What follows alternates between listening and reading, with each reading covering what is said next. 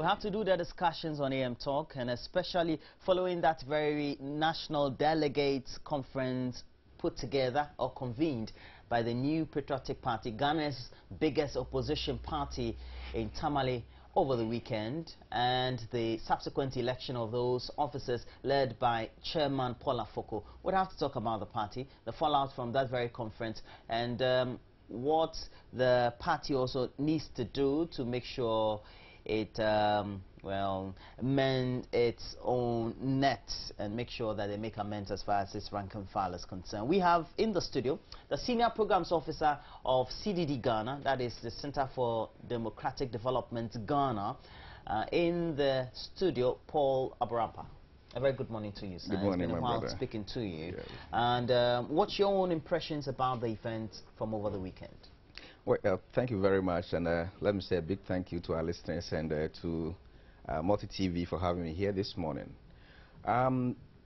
Two things. One is a plus for Ghana in general. Always when I'm discussing internal politics, what I say is whatever happens within a particular political party has a larger impact on the general environment. So what happened yesterday, previously in intra-party politics, we record so many brutalities. We record heavy security, which of course add to the costs of national security. We record antagonism. We record so many unforeseen problems. But even though ahead of this election we had some gunshots in Tamale that ended with people being hospitalized, in general I can say yes, it's a plus. Now, particularly if you look at the event prior to the main event, in terms of how the politicking was undertaken and the end result, would you say that perhaps it could have been better managed in terms of what the utterances were, the level of antagonism, etc.? Well, if answer the question yourself, yes, in democracy, which the election forms part of it, the basics of it, it's a process. So as you go along, you notice problems along the line, just like a road. When you see a bumping, you're coming back, you don't pass through the same bumping. So there were some aspects that I think people, leaders, some of the leaders in the party went overboard. That I thought in future the party, the current executive will put things together. Let me give you three of them. One, I wasn't expecting the leaders of the party to have come up prior to election to support any particular candidates. I belong to Achamartin, I belong to Ekufodo. I'm saying the leadership, I'm not saying the ordinary members. If you have a general secretary, if you have a chairman, if you have anybody who holds a leadership position, who takes that preempt attempts, while the party itself has not come up with any modalities, it's something that I think the party will have to deal with it. Two, some of the utterances that also came up. You could hear a leading member saying if Jake loses the seats, it means Ghans are going to be angry.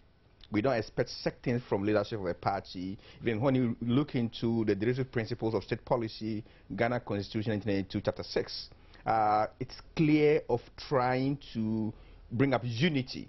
So no matter where you find yourself, that thing should guide you in your utterances, in your actions, and everything that you do. What, of course, I don't agree much with people who have been analyzing is the case concerning the man who has just won as chairman, Paul Afoko. Why people wrote about him that he has some criminal charges, and I think those who wrote should be commended. In any process, you need people who volunteer information so as to help the vetting committee to do a good job and not to come out to the candidates whose presence will affect the party in general.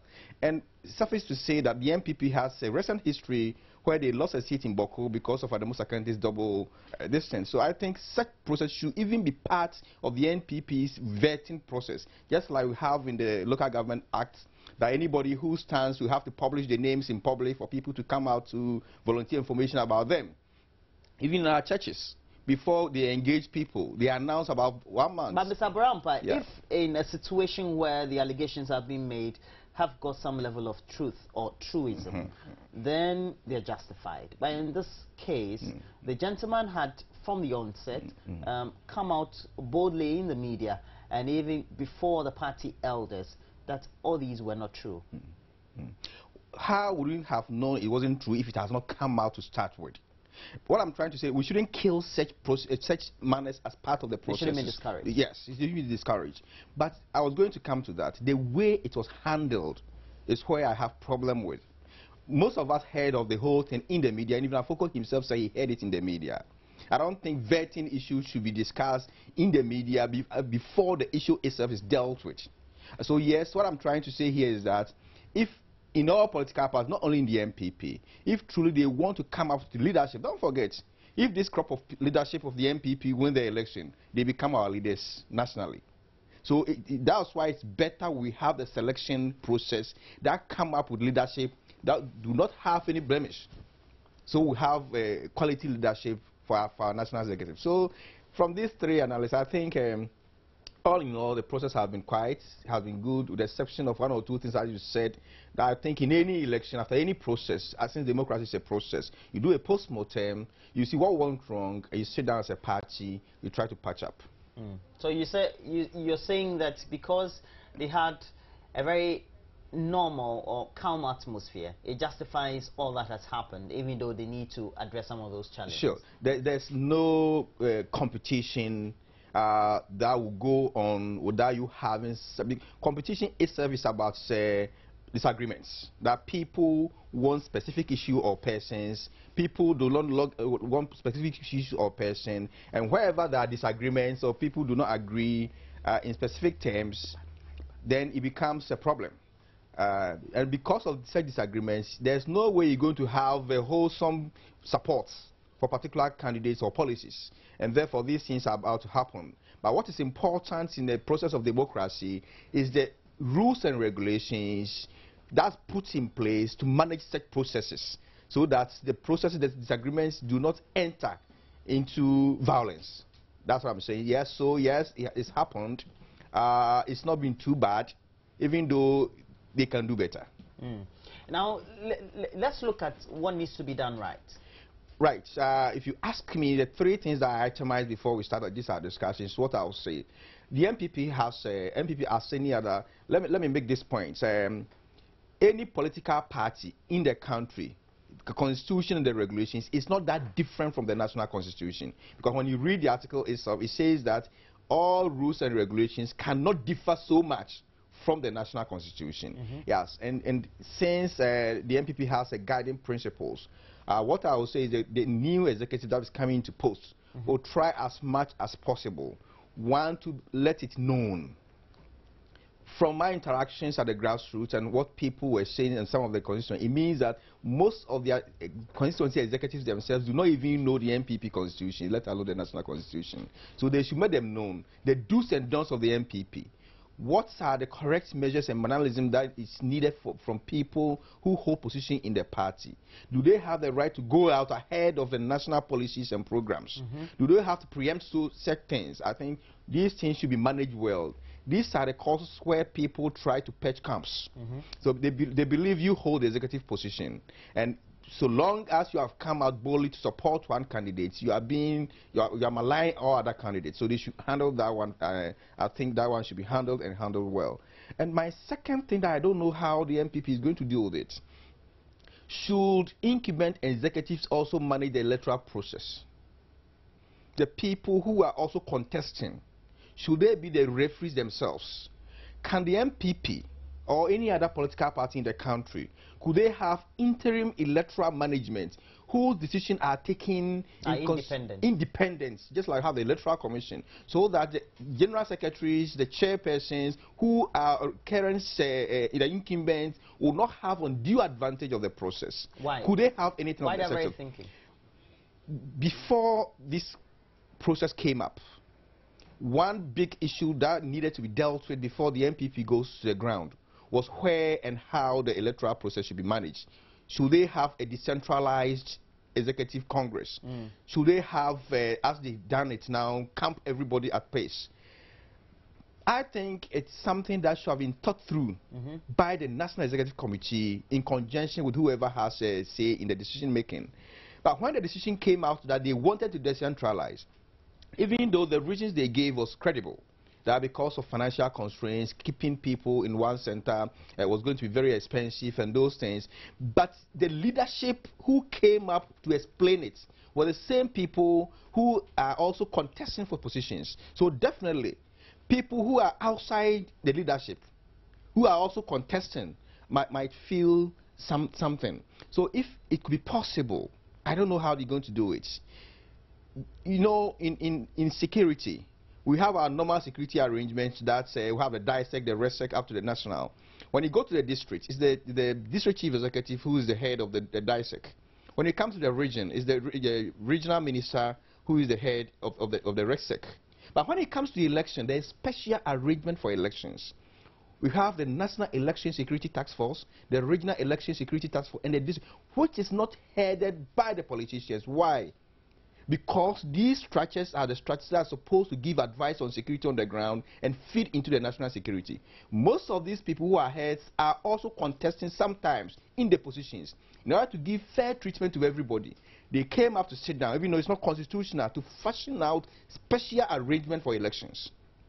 Could the NPP follow suit? Can they have special arrangements during elections so that incumbents, I'm not saying the decisions they take might be negative, but for people to have trust in the system, for people to be able to also partake, can they have a special arrangement that do not involve the present executive so much so as to give fair play to a fair ground to everybody? Now, there's an American political scientist, he's called Philip Green. He writes on a number of journals around the world. Now, he feels that just like in America, there's a lot of involvement of money in politics. Well, because they have the systems of declaration and by which people can make donations and ultra funding of political parties, their ways are more streamlined. Now, in our part of the world, you get to have the feeling, particularly for this very election that the NPP convened, and I'm sure the NDC also are going to have those same difficulties as well, that, well, there is a perception that whoever has enough as far as money is concerned is in a position to influence delegates or people who would tend to elect officers to occupy certain positions. Well, we don't know whether that happened or might not have happened. How does that create a certain disharmony in a political body politic? It's a problem. It's a problem in our part of the world. I recently did an article, a blog post, far away Washington D.C. And when I was doing my presentation, the fellows at the Woodrow Wilson Center did not believe me much that money can have problems in our internal politics. My topic was party campaigning and effects afterwards. Okay. Yeah. And when I was making my presentation, most of the questions that were coming back just like, so and you were mirroring the I was talking about the problems. I was comparing the recent 3 elections that ended in courts, Kenya, Zimbabwe, and Ghana. So I was just comparing the 3, and I was trying to justify why we should be very careful in 2016 and other elections. And one of the points that I raised was enforcement of regulations. Most of the questions that were coming up, so if people monetize the process, can't the rule deal with them? Why they were saying that in Virginia states, the immediate past governor had been arrested and was being processed because not even he used the money, he dipped his hand into his own campaign money. For the purposes, his own campaign money for personal, for purposes that were not meant for campaigning. You know, in America, when you set a fund for your election campaign, you must use every bit of the funds for your campaigning. So even if you use part of the money to buy a pen for your wife, not in the campaign process, you've misapplied the funds. Simple. But in a part of the world, how do we monitor? So when I was giving the recommendation, I said the Electoral Commission should strictly enforce all campaign regulations that we have in our system. And it's not that we don't have. We have, but the Electoral Commission has been a bit lenient on our political parties. But when it comes to intra-party politics, one of the cardinal points that can help to reduce monetization is the expansion of the Electoral College, which the NPP has done. It's very difficult for one person to go look for money to come and bribe over 5,000 delegates. One of the first steps. So when they did this at trade fair, our congratulation measures, we said we think it could go further. The wider you expand, the lesser you reduce the amount. So for you could have a future electoral college made up of numbers in excess of 10,000. Manageable, but not so small as for people to be able to work its way through. Okay. That's what I think. So I believe one of the points is that all the political parties, if it could be possible, they should go that way. Try to expand the electoral college. If the number is so huge, it'll be very difficult for people to bribe their way through. Now, if money has been, could be, or is likely to be an issue in Ghana's politics, not only nationally but even at the intra or inter-party level, then we need to have a rethink about political party funding. And I don't know, I've been following politics for the last 13 years. I mean, actively participating because I've been a media person. We keep debating this very subject, but there's no end in sight as to what really the solution is. I should have forwarded you my second blog post. What is it? I'll take those forward thereafter. Is Ghana ready for party financing? That was the topic. Is Ghana ready? And I picked so many research and books that have been written by Professor Jimabodi and others, by Prof. Ayi, Prof. Nensen, Prof. Limberg, and I did the analysis. When you look into the analysis, and fortunately, the CDD also did a national survey to solicit input from people whether they support the party funding. The views were mixed. About a little over 50 people think it will be good, but even there, when you go to their reasons, they gave reasons why they think we are not ready, and most of the reasons is they want to see political parties actually conforming to established rules and norms first, filing their annual taxes, the Electoral Commission auditing them, Electoral Commission applying the sanctions as we have in the election law, Electoral Commission publishing what people or parties have. Just before the NPP election, somebody just wrote Sir John, the Electoral Commission or the Internal Revenue Authority after Sir John's because of false declaration of NPP annual auditors reports. I don't know how far that is true, but he came out to deny. So if all these things are done through, then we can think of when you trust your money, your funds into the hands of political parties, they will be able to use it for the purposes for which they were used. That's what people say. But the views are balanced. Almost half of the people support it. Very mixed views. Yes. Okay. Yeah, so that's the situation. Because currently, the structures of the parties have not been structured in a way to retain funds. So you have a scenario where a political party goes into opposition. It's not even in a position to go into opposition for a third term.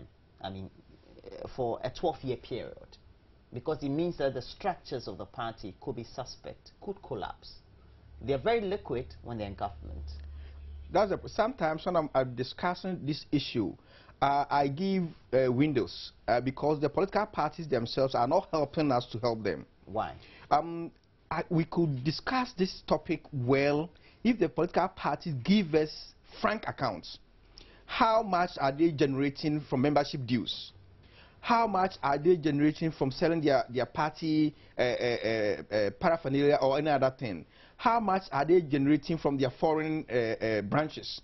When you see that, you can say, well, the parties are struggling. Yeah, we know the parties are struggling. But if we don't actually know the stance, how far the parties are struggling, how do you contribute into discussions that will solve their problems? So yes, that's as the research goal. The political parties themselves should be frank.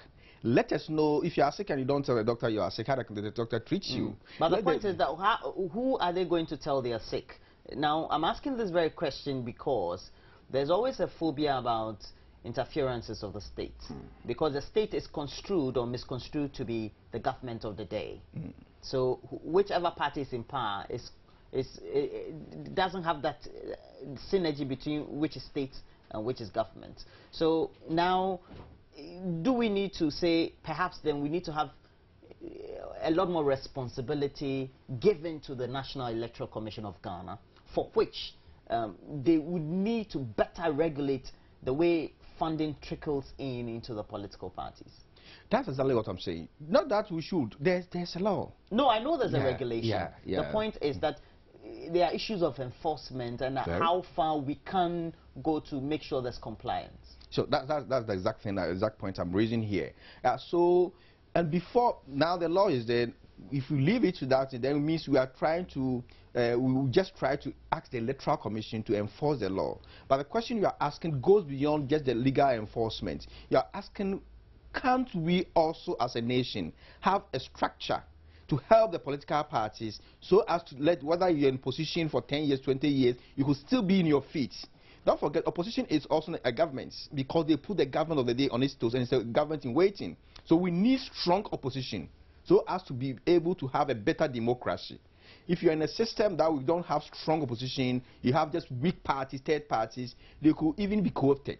Especially in our part of the world. Part of the world. So we need a strong opposition party. So it's a problem that we have opposition parties that are not financially sound.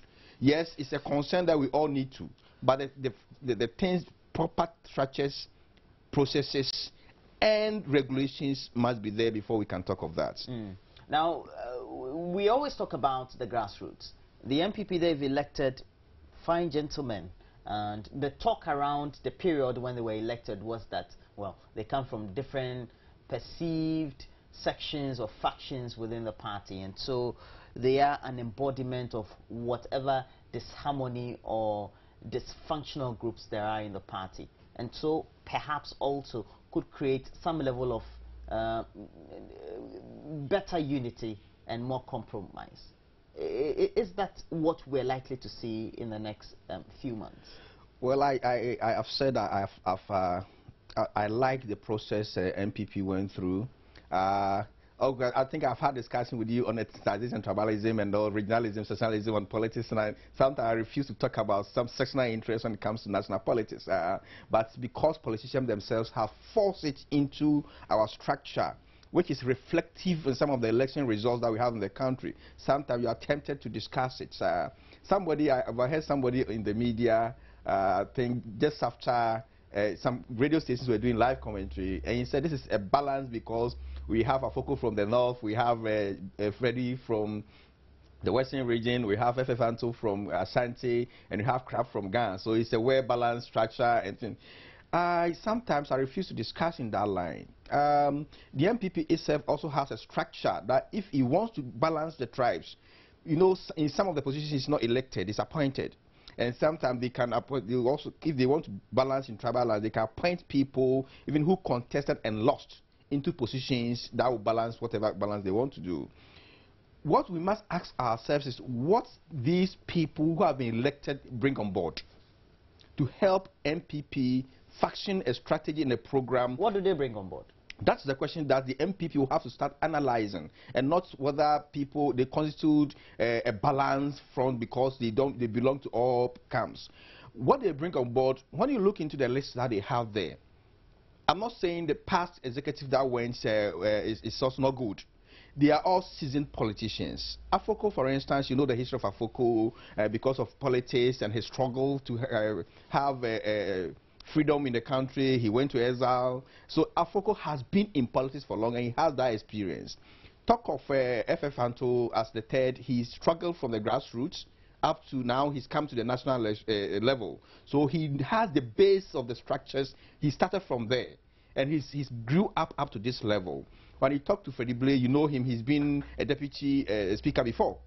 So that's the experience we're talking about. When you talk to Cabinet Japan, I hope you know the person you're talking about. So this a crop of people, when the NPP put up a good structure, can help them. I'm not interested in them helping the NPP to win the election. I'm interested in them because maybe the caliber they have can help us when they win election if they are able to win. I hope you're getting me. So that's the level of analysis that I want the NPP itself to take to. These people that you have now, how are you going to be able to blend them so as to have the best team that you're talking about to win? But there's another aspect that I want us to discuss when we come there. How inclusive is this party? the marginalized. How did we, since the NPP... It's all embedded in the question I'm asking, particularly because of the perceived factions. And when I asked the question, I was not particularly looking at whether there's a subject of some level of harmony by way of regional balance, by way of the political sectionalism in the party, who likely are supposed to be jostling for which positions, etc., and which stake. Well, I can't discuss this much because a key personality in the party, Alan Chiramantin, said yes. Myself and Anado, we have we have our differences, but we're good friends. And if I happen to contest him in the flag bearership race, I mean, we'll do that in good harmony. Well, we understand all that, but the point is, the grassroots of the political parties have been conscientized in a way to behave in a certain rudiment. That, in a way, also doesn't reflect the character of the leadership.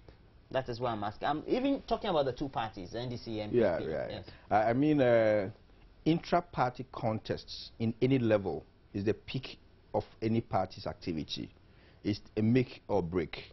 The way you manage the process from the beginning, during and after, tells whether you are good enough to go to the next election. In any contest, you will have factions, definitely, since we all don't agree in one accord. Definitely you have factions, but how do we crystallize those factions? How do we publicize those factions? How do we use those factions against each other so that they don't establish some sort of antagonism within the political party? That's why I said, in any political party activity, the peak, the danger is the intra-party contest.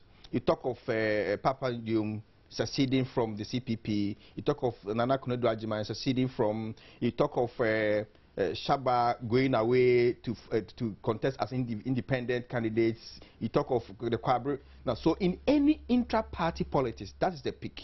When you don't manage the process well, it has a telling effect on you after your processes. So yes, Alan has spoken, it's just worse.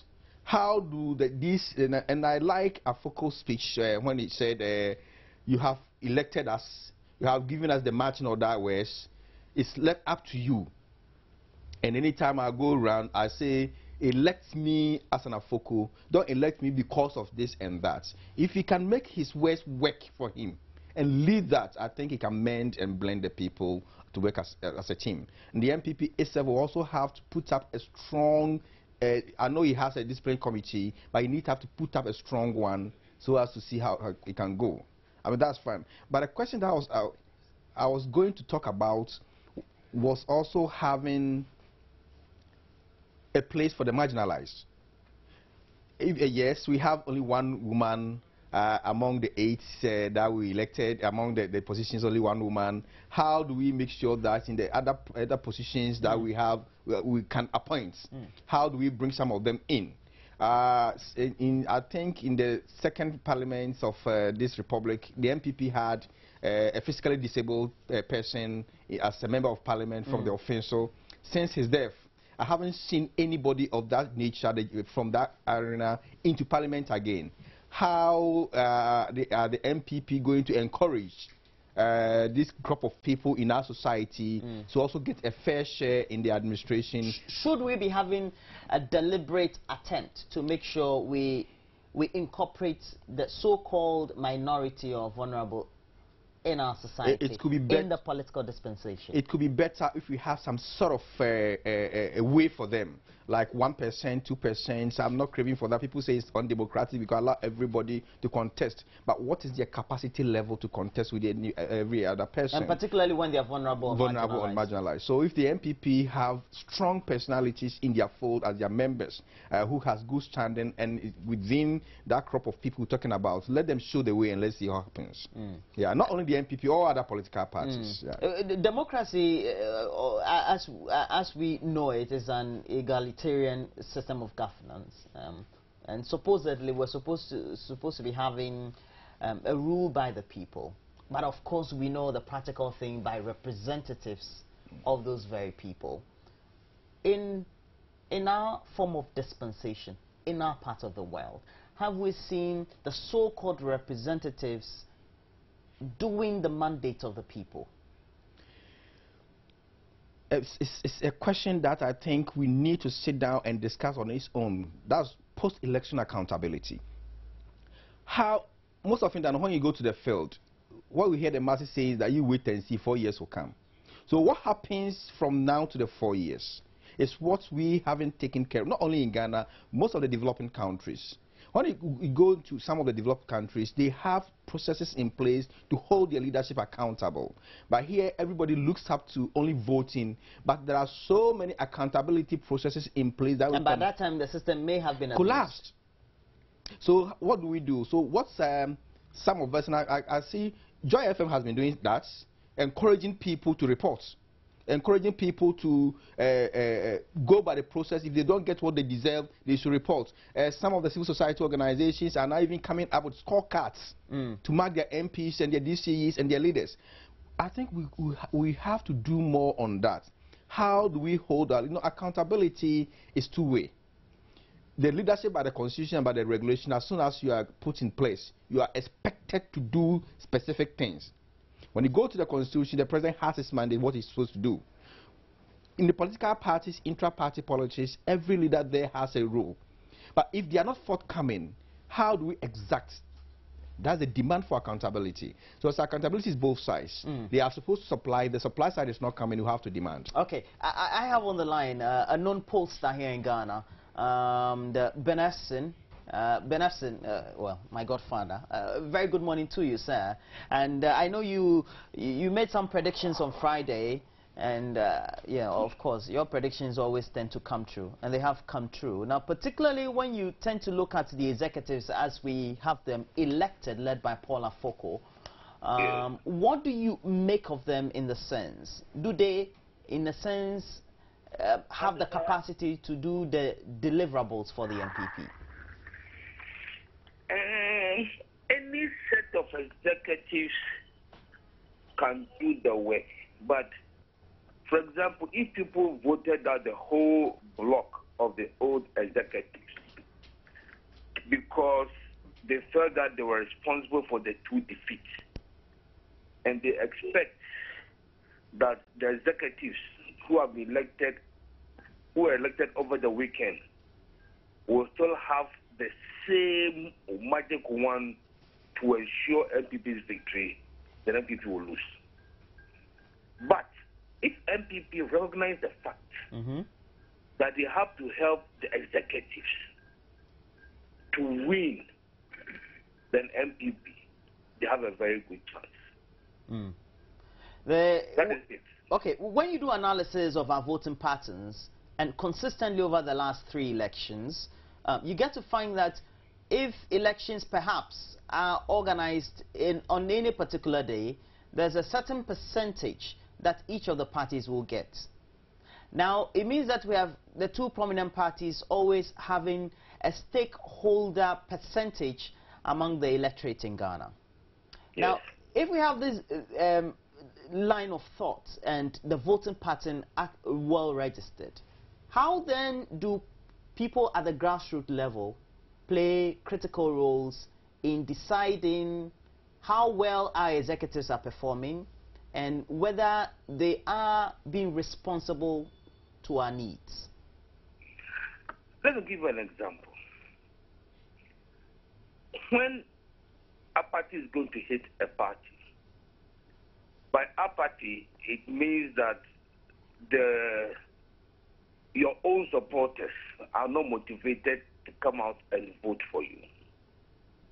And when they're not motivated to come out and vote, it means a drop in your support base. And it usually happens in your stronghold. Over the end, I've spoken on this number of times. First was the way the elected executives have been calling on Nana. Clearly, the executives will supervise the flag bearership elections because this time it will be held at one place. It will be held in the various regions. So these elected executives who are supposed to supervise the flag bearer elections in their regions have come out to say they like Nana. Some have said Nana should go on the post. if even Nana wins genuinely, you get these people speculating, whether rightly or wrongly, that these executives who have expressed preference for Nana have rigged the elections in favor of Nana. Two. Over the weekend, in Tamale, the election was for national executives, not flag bearer race. Alan Chamatin was there. Kofi Apriku was there. And then you go and play a song, Nana is a winner. Well, it doesn't matter. And I'll tell you why it matters. Already, the attitude of these original executives is making supporters of Alan and Apriku very apprehensive that the elections could be ring of Ghana. You go to Tamale, it is not a flag bearership race, and you go and play Nana is a winner. How it matters is that supporters of Alan and Apriku already feel that the establishment in the party wants Nana to win. But well, sorry the line dropped. We'll try and get back to him. There's a question we need to ask because, I mean, if I have particularly, and I'm sure many journalists and political analysts have had interactions with some top leaders of the party. There are differences, clear differences, and we would want to ask whether these very supposed newly elected executives really reflect those differences that have been. How do differences in a political organization, Paul, create the needed balance as far as the atmosphere is concerned for the party? Ben Efson is back. Okay, Ms. Efson. Ms. Efson? Roland, so I was talking to the air when your phone had dropped. No, oh, okay. What until it dropped? I think I was listening to you until it dropped. Okay, so please continue. You were on the subject, or let me just cue into the last word you spoke about. Alan. Yes, Alan. Yes, if Alan, yes, he's saying that two appointees are from his camp, so there's a new wind of change. I believe, with due respect, he has to revise his notes. Because this is about 5,000 people who voted, and he has to bear in mind that there are 110,000 delegates at the police station level waiting to vote. For the flag bearer? Yes. Two, let's take three positions in which there was like head-to-head between the Alan faction and Akufo-Addo faction. The chairmanship, yes, Afoko is Alan faction. One, he got a number of votes from the Akufo-Addo faction because they wanted somebody from the northern region to lead. He's capable. He got about, I think, 43%. Owari and Intim, who were backed by the Akufo-Addo faction, he totaled their votes together is 55%. The National Youth Organizer position, Samuel Oku is Akufo-Addo faction, Pius is Alan faction. Samuel Oku got 471 out of 750, about 730 votes cast. Pius got 113 or 119. John Wedu is Akufo-Addo faction. His was most massive for the National Organizer position. He got 3,200 and something. So I think that still, if they want to give Akufo-Addo a run for his money, they don't have a choice but put one person against Akufo-Addo. If more than one person or two person go up against Akufo-Addo, just split the votes? No, split the votes, Akufo-Addo will win. There's no doubt about that. Well, but clearly, Ben Efson, if you do a content analysis of what the grassroots people, well, you will argue they don't have votes per se in the larger context. No, the grassroots now have a higher stake. Well, then the Akufo-Addo is a lead contender, so to speak. Yeah, that's what I'm saying, that it is too early for Alan to say that because his man has won flag bearer, the chairman and the secretaryship, there's a new wind of change. But I'm saying that it's too early for him to count his chickens. Because I still think that if you do the content analysis of the factions, the chairmanship, the votes were split. Okay, so if Stephen Intim had contested and Owari had not contested, it could ultimately have gone to Stephen Intim, right? Yes. Okay. Now, how does that reflect in the next few months when we're likely to have now the wrangle of the scramble for positions as to who should contest against who in the party for the flag bearership race? Well, already there are two who coming on board. That is Apreku and Apreku and Alan Chamatin. There are a few others, I think, who will be coming forward. I believe not to seriously they have a chance, but also put their foot in the door, looking towards 2020.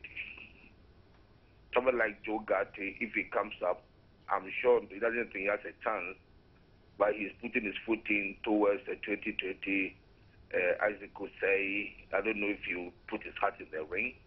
So Isaac could say, maybe as a more Boateng, but at least there are two who are confirmed that they will face the flag bearership slot. Well, clearly there are interest groups, and the interest group seems to be very far, wide, and have a huge stake in the party as well. You see, if you base your analysis on the strength of who leads the party in the flag bearership race, and it's done on the 5,000. In fact, it was supposed to be 5,265. I don't think even 4,900 came up to. Okay. I mean, those waiting, 110, 115,000, so massive.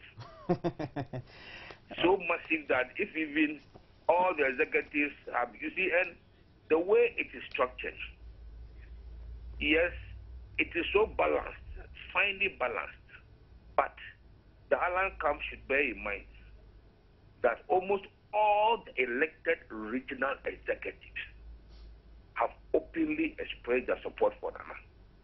That's ominous for them. And they call the shots. They call the shots because if I will put Yo-Yo or Fifi, they can change the what they call the Delegates picture album. They can change it. They won't tell you that they are good at this time because to be held in the various regional capitals, they won't tell you. But by the time you realize the vote has taken place. Well, thank you very much, Benefson. He's a pollster and managing the issues as far as looking at what the variables are before the elections in 2016. We have Dr. Opoku-Edu. He's a political science lecturer with the University of Ghana. He's also on the line. We want to pick his thought before we come to Paul Aburampa, and who is a senior programs officer for the Center for Democratic Development Ghana. A very good morning to you, Dr. Opoku-Edu. Dr. Opoku-Edu. Yeah, hello. Good morning, and thanks for having the patience to wait for us on the line. Now, do we have the inkling to make the conclusion that, well, these are the personalities that have been elected by the NPP? As a result of that, whatever differences they have internally could now be resolved? Well, I think so. First of all, I'm sure they themselves are aware that unity is critical to their victory in 2016. And so they cannot but unite, you know. And it will not be in the interest of the party and its long-term objective if after the elections, which were conducted in free and fair manner, people continue to, fight, as it were. Okay. Now, if we know that our elections in Ghana basically hinge on how effectively the variables of the economy are managed, and we get the indications, so to speak, if it's not a revolutionary pattern of voting, that it will be the great indicator for 2016, then the perception is that the NDC government is having challenges with the economy, and so the alternative would be the NPP. It means that the seat is up for grabs. So whoever is interested could also try to make their way and get positions. So whether there are difficulties or not, there are challenges, there are differences, they'll still win anyway in 2016. Can those conclusions be made? Well, between now and 2016, we have about 2 years. If you did a political economy assessment, then yes, there's a strong connection between economic performance and elections, power. But I think that there are issues other than political economy that would also be very relevant, including the ethnic configuration, the kind of people that the NPP will finally put up to face the NDC, and so on. So there are multiple factors that will combine to indicate the fortunes of the various political parties. I must, however, agree with you that there has always been a very strong connection between the economic performance and political power. If you look at the 1966 coup and the coup that overthrew the bourgeois regime, they were followed immediately. I mean, they followed immediately after a sharp decline in the export price of cocoa and so on. So there is that. As to whether that relationship is a causal one or mere correlation, we are not.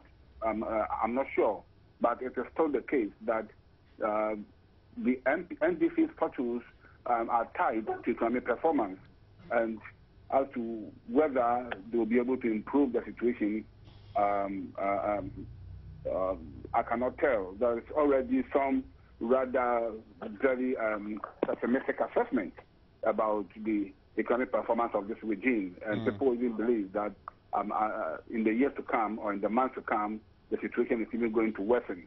If that becomes the case, then I think it will seriously work against the MDC and in favor of the NPP. But if the subject of the benchmark is, well, we want to change government based on a two-term period, as we've seen being the precedent in the last two governments we've witnessed in Ghana prior to now, then, well, perhaps the NPP also has a free bite as well. So on all fronts, they could justify for those positions as well. It doesn't matter who wins or loses. They'll still be in power.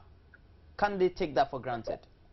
I mean, are you saying that no matter who becomes the leader of the NPP, yes, the NDC will still win? Yes, because the perception of the voter is, well, NDC has got 2 terms, and so NPP also needs to have 2 terms. Because we've seen it in the Rawlings administration, and then we saw it in the Kufuor administration. Yeah, I find it difficult to accept that argument, even though I've heard people, say that often. But even if we go by that, there's a sense in which the present NDC administration is in the 3rd term. Because, I mean, in his 2nd term, if North had been around, this would have been his 2nd term. He's no more around with us, may he rest in peace. But that does not in itself mean that this is the 1st year of the NDC government. The president was the vice, he became president, and Merce passed on, and so on. But you see, I think people are not simply going to consider how long you've been in power and so on. As you actually pointed out, the political economy analysis excludes such considerations. The first and foremost thing will be people's economic condition. And if the economic conditions continue to worsen, then they may want a change. That change will not come necessarily just because they want a change. The NPP must prove that it has a credible, viable alternative, and so on. So, yes, it's going to depend to a large extent on economic performance. But the argument that the NDC is in its 1st term is rather, in my opinion, wrong, because it's been here since 2008. And so people are not going to consider that so much as the economic conditions. And as the economic conditions, as I've said, continue to worsen, then it's going to affect their fortunes. Dr. Pukodo, I was rather arguing that the NDC government is in its 2nd term. I mean, that's the line of my argument. And I said that based on the fact that we've had government voted out of power after 2 terms, and the next political party also taking the reins, it means that logically, on that very front also, the NPP perhaps may be seen to be the party next in government, and so it doesn't matter who occupies the position at all. They can take it for granted. Yeah, they can take it for granted and say, well, we can fight as much as we want. We'll still be in power anyway.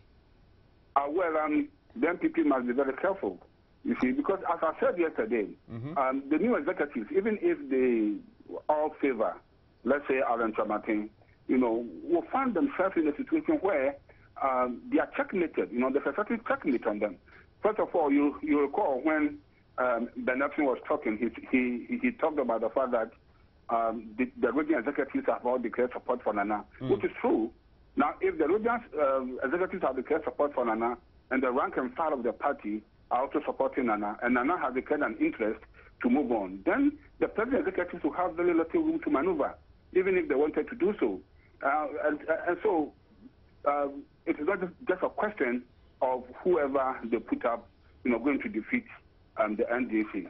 I think Nana remains hugely popular in the party, and people still believe that he's a very winnable candidate and that the NDC is beatable and Nana can lead them to victory. If all these are taken into consideration, it becomes very important for the NPP to be very careful as to who they put up, because it's not going to be that easy for them at all. Okay, just hold just be on the line for me, because I also have the senior programs officer of CDD. I know you're very much familiar with CDD Ghana.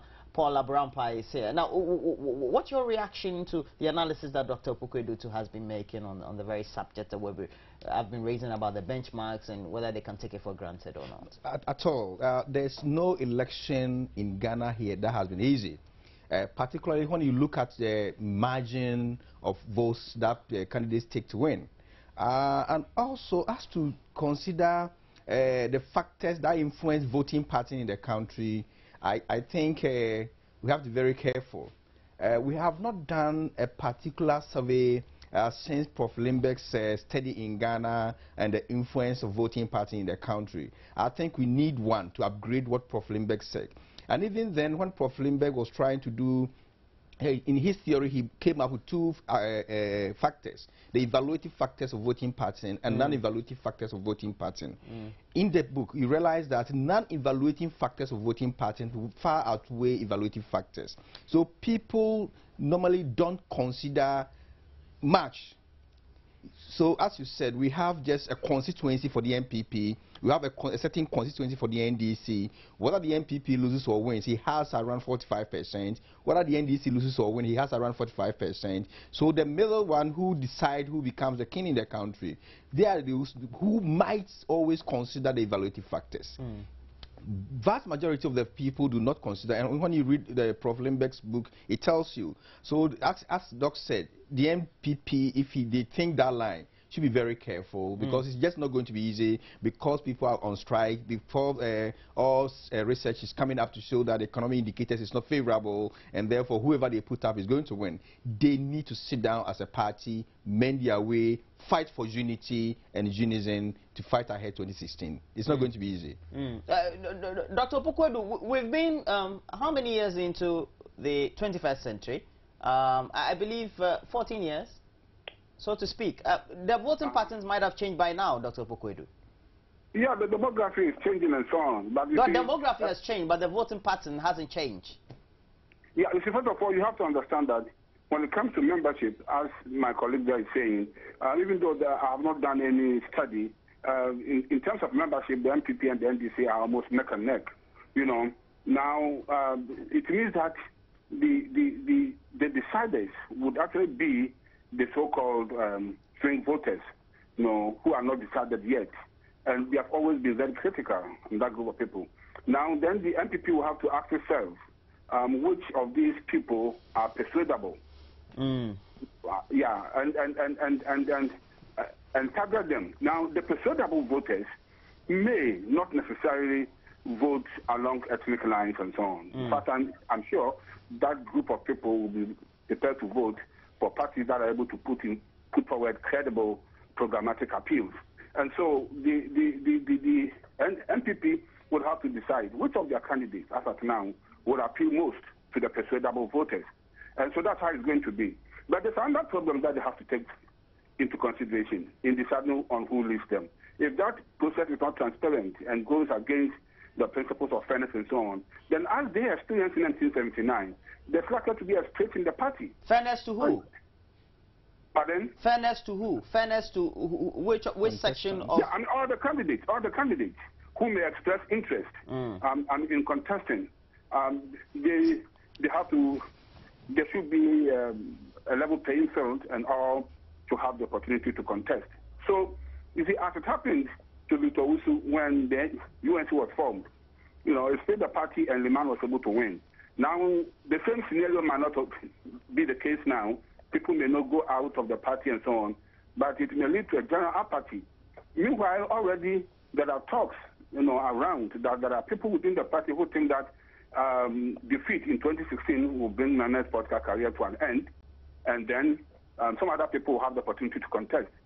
We don't have to ignore all those, simmering, considerations. So I think there's a need for the NPP to be very careful and to position itself now so as to be able to win the persuadable voters. That's the strategy now, and I'm sure they are aware. Okay. Thank you very much, Dr. Opukwedu, and thanks for contributing this morning, political science lecturer with the University of Ghana. We also have David Agbe. A very good morning to you, David. Yes, good morning, Roland. Yeah, okay. How are you? You're the executive director for... Oh, we seem to have lost him. Sorry. Are you still on, sir? Yes. Okay. Now, if you do analysis of what all the various pundits have been talking about, the various experts have been talking about, and particularly I watch your contributions on Sunday or throughout Saturday and on to Sunday, you get the feeling that perhaps the so-called minority within the NPP who perhaps belong to a certain section of the factions also need to be having their interest also taken care of. How will the new executives make sure that is balanced between what the grassroots want and what the top leadership of the parties want, despite their differences? Thank you very much, Roland. I think that what the newly elected people need to do is to ensure that they rally to bring all those people who have also lost. They need to ensure that at least they bring unity to the party. That is the most critical point first. And if they are able to do that, then they may be able to have a certain level of an upper hand.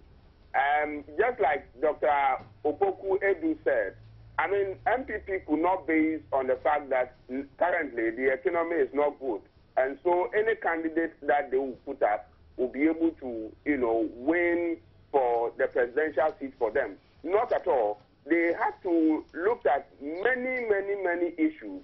I mean, their own party, what is good for them should be put on the table first.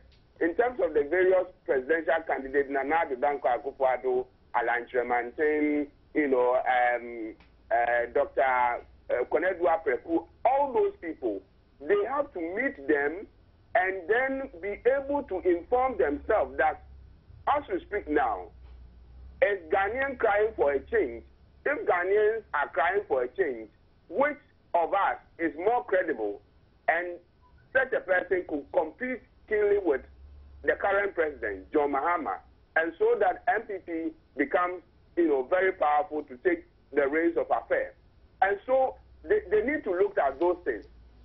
If they themselves are not more united, and they themselves, there is a bit of more of misunderstanding between them, then NDC will continue to be in power. And so what needs to be done first is that the various presidential candidates, those people who are showing much interest in it currently, they need to have a meeting, and so they will come out and say that this is the candidate that the grassroots and all the party leaders are rallying for. They are calling for such a personality. Because, I mean, take it from this point of view. Nanado has gone for 2 times, 2008, 2012, thereabouts. I mean, you could realize that Nanado, as we speak now, has to appeal to the floating voters. As for the core NPP people, they will always vote for Nana. But let's ask ourselves, the floating voters, do they want Nanado to become president of this country? Well, we don't know that, and you can't answer that either. Very good. It's just a very good. Yes. So my thinking is that they need to actually meet all the presidential, hopefuls, so that they will be able to discuss and debate on this matter, and so they will be able to come out with a very credible presidential candidate that could maybe unseat the current president. Okay, Agbe, hold your fire. Paul Abrampa works with the CDD Ghana. So now, Paul, I asked Dr. Opokwe Edu a question. And the question is, well, if there's a government in power and the balance is Yabre, Munyana Munko, it means that NPP will be giving the nod, whether they like it or not. So whoever has to lead should be the party's matter. So whether they elect somebody else or not, the seat is still there for them. Can we make those conclusions? At all. We can't at all. Why? I think the same answers that Mr. Agbe and Dr. Du were giving you. I've said several times, the two leading political parties have their constituencies. They have a crop of people who, come rain or shine, will vote for them. NPP, NDC, and when you go into the political results, the electoral results over the years, that hovers around 45% or Give so. and take. Yeah. On both sides. Yeah. So the deciders are the fringe voters, or what you call the floating voters. So when you're talking about economic conditions, these are the very few people who normally decide or consider have influence on economic conditions. And as I was telling you, there's a study by Prof. Limbeck considering what influence voting pattern in Ghana. And he groups the factors into two: the evaluative factors, that's those who consider some of these critical issues, and non-evaluative factors, those who do not. And the non-evaluative voters come more than 75%. Okay, so they consider which tribe, how old the person is, even beauty, handsomeness, gifts, and other things. So if we really want to decide or to talk about the analysis as to what will influence the MPPs coming to power, I think we have to take into consideration what Mr. Abe is saying, what I said earlier, and what Benefson said. Unity is the first point that we'll have to talk about. How do we bring everybody on board? Not just they have been doing over the years that they declare on platforms. Jake will be my benchmark, I will use him. How practically do they rope them in? Don't forget, whether they perform poorly or better, they still have the knowledge, institutional memory there. They still have some experience to help. Where subcommittees can we put them? How do we make them useful on the ground? So as not to let them feel as if now they have been alienated. So how do we bring everybody on board is now should be the question before we think about how to manage the election for a presidential candidate. I don't get where Mr. Abe was going, sitting, or Dr. Adu, sitting all the hopefuls down and talk to them on what okay. Talk to them to conform to established rules and regulations, but I don't think he can talk to somebody to sideline himself for somebody else to go. That's undemocratic. Now, David, if we come to the position where, well, it's now time to elect a presidential candidate for the party, there are differences, and the differences are so steep that though they don't affect the core supporter base of the party, they are divisive variables among the top leadership of the party. How will it influence, suppose, independent voters in Ghana, those who tend to swing the elections for which party or etc.? If both the regional, leaders, maybe yes, the regional chairmen have declared their intention that as for them, they are going for Nanado, and then the current leaders too are also, seen as, island, gentlemen or island guys.